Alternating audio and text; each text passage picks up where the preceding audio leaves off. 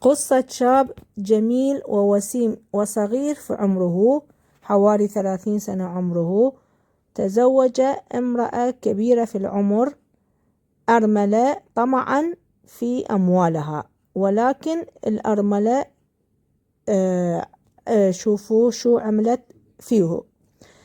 كان شاب وسيم جدا وجميل جدا في عمر 30 سنة، ولكن فقير الأحوال، يعني كان ما عنده أموال كثير وكان فقير، وأهله كانوا فقراء أيضا. شاف امرأة أرملة طمعا لأموالها تزوج فيها. هاي الامرأة كانت تقريبا 45 سنة عمرها، ولها سوبر ماركت وفيلا كبيرة. يعني ورثت من زوجها الأولى، وكان عندها أخ أكبر من عندها، والأخ كان يعني يدبر السوبر ماركت ويعطيها أموالها كل شهر. يعني الأخ كان مدبر السوبر ماركت. شاب تزوج فيها وأخذها لبيته. أهله كانوا يعني داخلين على الطمع، كانوا يعني يقولون له لازم تاخذ الأموال مالتها، ويعني تسيطر عليها وتاخذ كل شيء منها. هو الشاب يعني قال لها ليه جينا هون نسكن عند أهلي، يعني كنا نسكن عندك، لا أحد يسيطر علينا ولا أحد يعني يشوفنا ويعني مسيطر علينا. ولكن الامرأة قالت يعني كتير مبسوطة جيت هون مع أهلك، يعني أعتبر أمك كأمي، ويعني مبسوطة وياهم، أختك كأختي وأبوك أيضا كأبويا. والشاب يعني كان ما يحبها ويكرهها، بس يعني تزوجها على مود علشان أموالها. قال أنت يعني أنا متزوجك وأني زوجك، أعطيني شوية فلوس على مود أشتغل. قالت لها لا ما أنطي، أنت يعني وظيفتك أنت تعيشني، يعني أنا يعني أموالي إلي، بس أنت لازم تعيشني. قال عاد زين أعطيني المحل مالتك علشان أفتحها ويعني أترزق، يعني أشتغل في عليه وأجمع أموال. قالت لا أيضا يعني إذا أعطي المحل إلك، السوبر ماركت إلك، أخي أولى منك، لأن أخويا كان يعني يساعدني ومن يعني قبل ما أزوجك ويساعدني ويعني يعطيني أموالي. يعني إذا خاف أخي يزعل، يعني إذا أعطيك إلك ويعني ما أعطي لأخويا خاف أخويا يزعل. قال ما دام هيجي يعني ما خالف، أنت مبين يعني داخل عليه بالطمع. شالت يعني غراضها ورجعت لبيت أخوها، وحكت لأخوها، لأن هو يعني مزوجها على مود الطمع بأموالها. من هذا ما تريد ترجع له. البنت راحت عند أخوها وحكت له وقالت له هذول يعني داخلين على الطمع.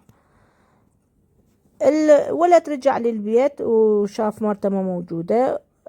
أهله قاموا يحرضوه، قالوا لازم تروح تجيبها، لازم أي وسيلة لازم تاخذ السوبر ماركت والبيت منها، روح جيبها واخدعها بكلمة حلوة أو هدية، روح جيبها. الولد هم راح عند أخوها وحكى معاها، قالت له لا أنا ما أرجع. قال لها أنا أحبك وأريد أنت ترجعين لبيتك. البنت اقتنعت ورجعت على بيتها. من رجعت الأهل فرحوا لأن هي رجعت، لأن رادوا يعني ياخذون كل شيء منها. الأب قال الابنة لازم تخدعها وتاخذ الأموال والمحلات والمحل والبيت منها، بأي وسيلة لازم تاخذها منها. وجاب له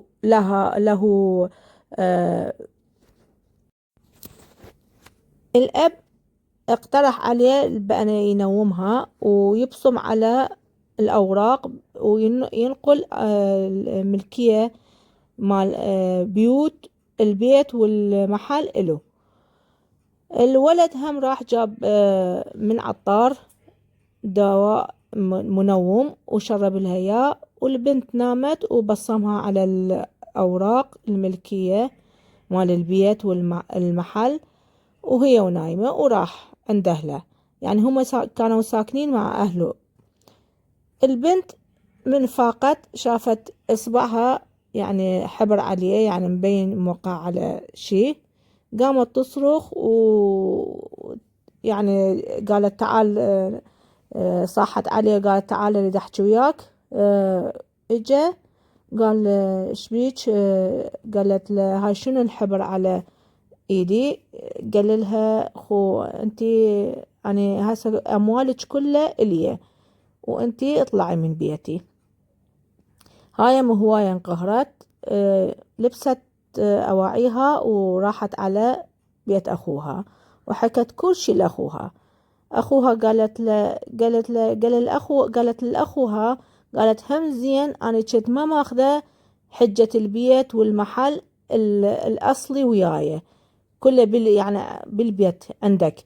أنا كنت يعني مسوية كوبية على الأوراق وأخذتها وياي، يعني كنت أعرف هذا الزوج المحتال يريد يحتال علي وياخذ أموالي كلها. الأخ قال لا يعني لا تنقهرين، هسه أنا أروح على المقفر وأشتكي عليه. راح على المقفر واشتكى عليهم. هم كانوا بالطريق يعني فرحانين بأن أخذوا كل شي منها والمحل السوبر ماركت إلهم.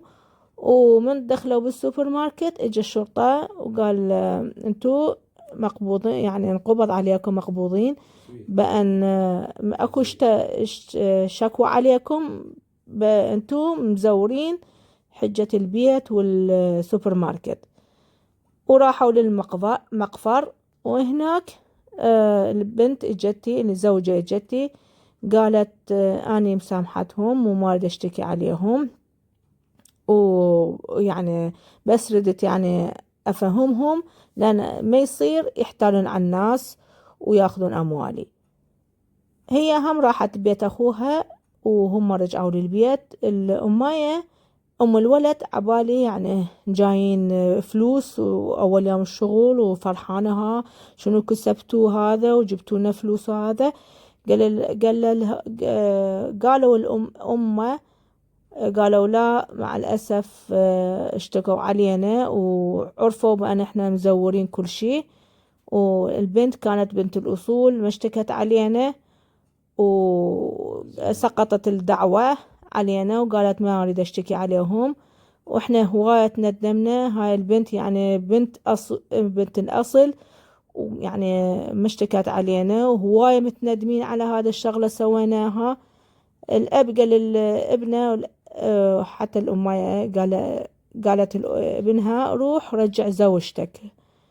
هو هم راح. الزوجة قالت أني أصلا بعد ما أرجع لك، أنت دخلت علي بالطمع وأنا يعني كنت متعجبة، أنت شاب وسيم وحلو شلون تقبل تزوجني أنا وأكبر من عندك، بس هسه عرفت بأن أنت كنت داخل على الطمع. وأبد بعد ما رجعت له وقصتنا انتهى.